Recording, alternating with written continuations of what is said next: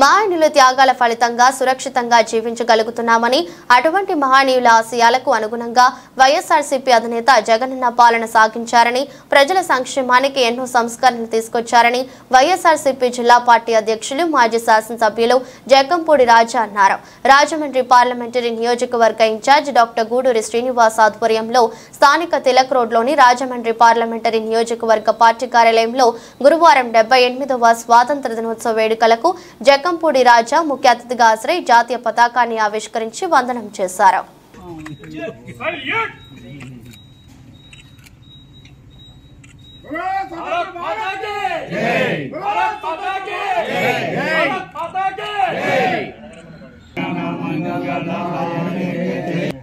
పరిస్థితుల్లో మనం ఇవాళ ఆగత్యం జరుపుకుంటున్నాం. ఇది అన్నా జరగాలి ఇంకా వైడ్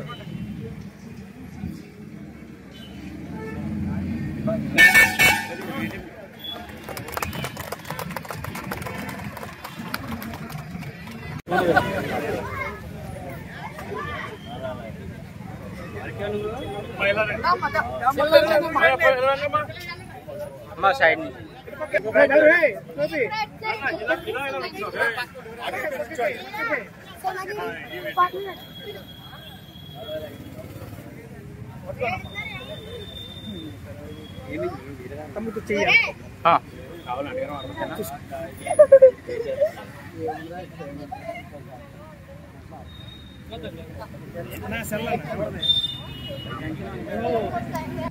టైం అయిపోతుంది. గురుగా టైం అయిపోతుంది సార్.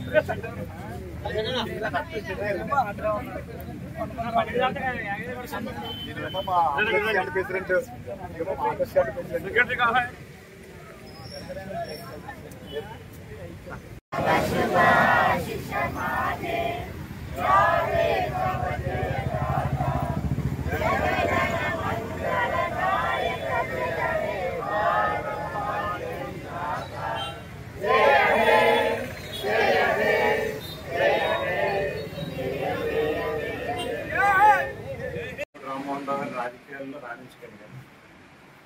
సామాన్య కార్యకర్త స్థాయి నుంచి రాష్ట్ర క్యాబినెట్ పార్టీ స్థాయికి ఆ వేళ నుంచి ఈ రోజు వరకు కూడా ముఖ్యంగా ఈ లారీ స్టాండ్ సంబంధించి నాన్నగారికి మీకు మా కుటుంబానికి ఒక అవినాభావ సంబంధం ఉంది. అధికారంలో ఉన్నా లేకపోయినా మేము మీ పక్షాన్ని నిలబడ్డాం, మీరు మా పక్షాన అదే మాదిరిగా నిలబడ్డారు.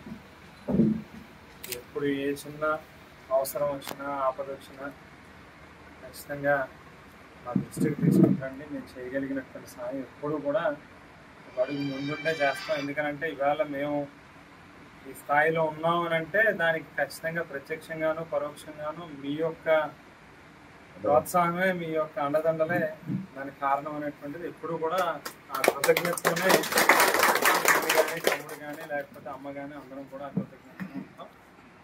ఎప్పుడైనా ఏదైనా మేము కాస్త అందుబాటులో లేకపోయినా గోపాలకృష్ణ అంకిల్లో ఇప్పుడు మీరు అందరు టచ్లో ఉంటున్నారు. ఎప్పుడైనా ఏదైనా చిన్నది పెద్దది ఏదైనా సమస్య ఉంటే కూడా చెప్తున్నారు. అందుకు ఎప్పుడు ఏ అవసరం వచ్చినా ఖచ్చితంగా మీ పక్షాన్ని నిలబడుతున్నాం. Thank you.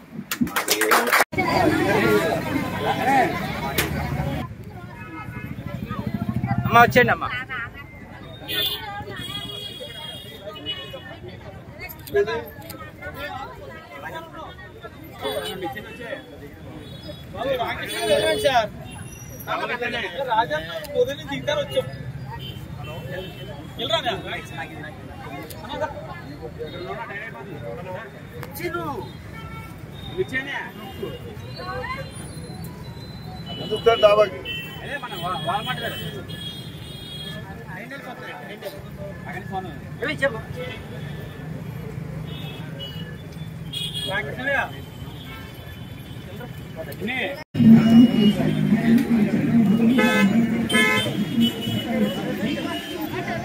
నా తమ్ముడు లేవా వెనక్కి రావా?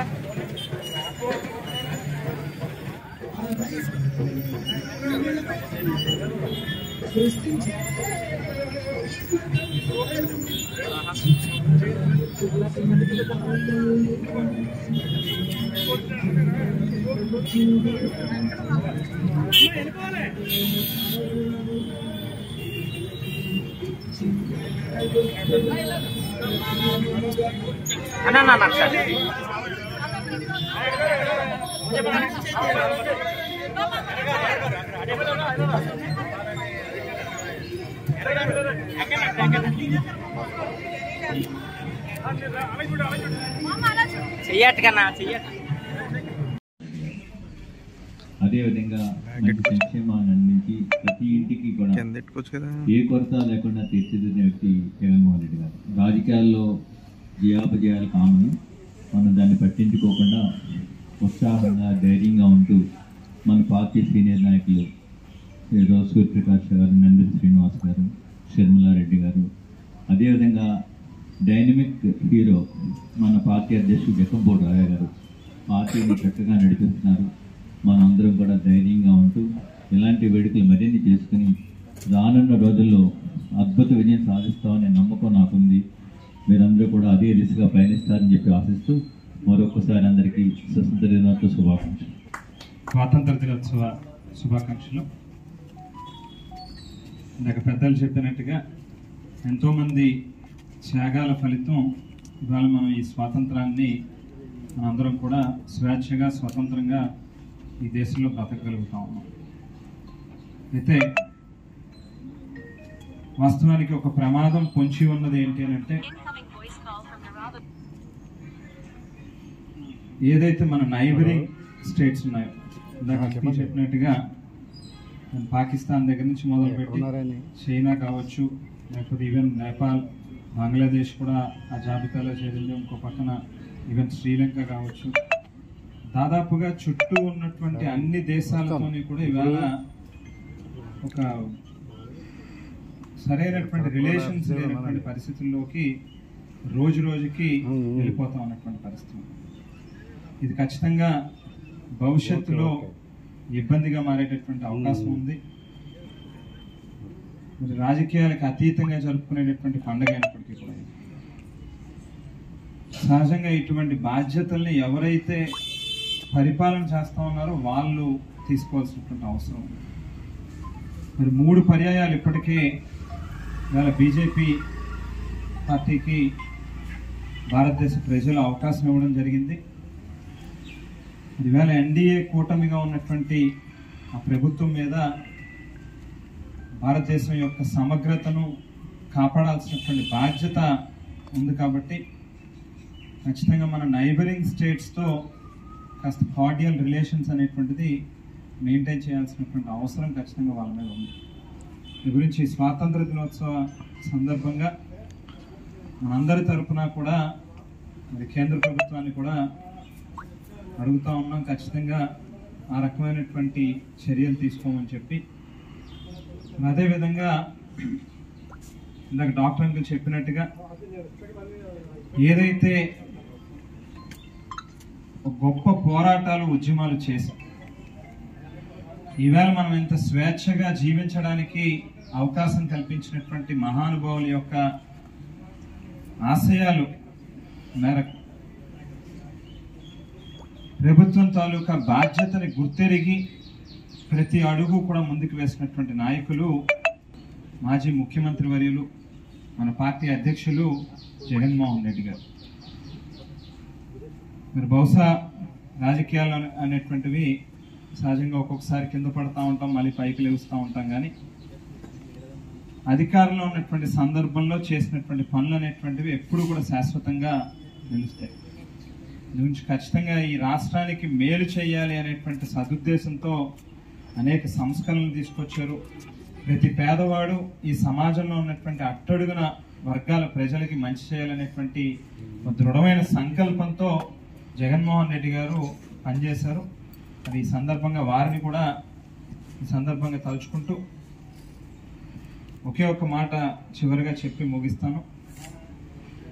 డాక్టర్ గూడూరి శ్రీనివాస్ గారు ఆంటీతో రాధిక గారితో కలిపి పార్టీలో జాయిన్ అయినటువంటి సందర్భం నుంచి ఈ రోజు దాకా కూడా చాలా కమిటెడ్గా పార్టీని స్ట్రెంగ్తన్ చేయడం కోసం వర్క్ చేస్తూ ఉన్నాం. సహజంగా రాజకీయాల్లో చాలా సంవత్సరాల నుంచి ఉండి ఫుల్ టైం పాలిటిక్స్లో ఉన్నటువంటి వాళ్ళమే ఇవాళ తగిలినటువంటి దెబ్బకి ఒక రకంగా కాస్త నిరుత్సాహం, ఎక్కడో తెలియనటువంటి ఒక నిస్తేజం అనేటువంటి కనిపిస్తూ ఉంది. మరి అటువంటిది ఎప్పుడు హడావిడిగా వందల మంది వేల మంది పేషెంట్స్తో కిటకిటలాడేటటువంటి ఒక పెద్ద వైద్యశాలని నడుపుతూ